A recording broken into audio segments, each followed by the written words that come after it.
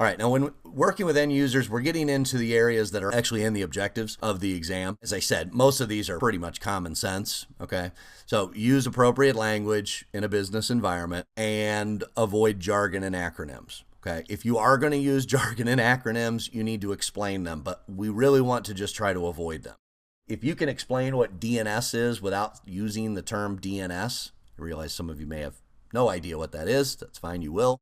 If you can use that, instead of saying DNS, if I say it's a service that allows us to use names like www.google.com and it gets us to the right server out on the internet, that's understandable. You don't care about the details as an end user. You don't care about the details of how that happened. I'm just telling you, well, this is why it was a problem. You're trying to use a name and your system was unable to convert that name into an actual address. And so that's what I fixed, right? I fixed that configuration. So now you are using and you'll get the correct information. So just explain it simply, avoiding jargon and acronyms. The problem with the other approach of using jargon and acronyms, but then explaining them, is it can come off a bit as condescending.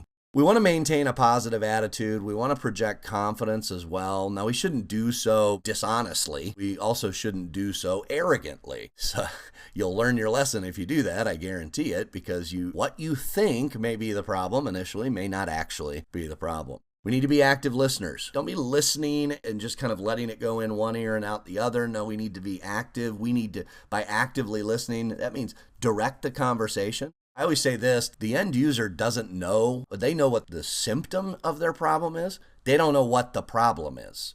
Okay, they may think they know, but they typically aren't going to know what the actual issue is.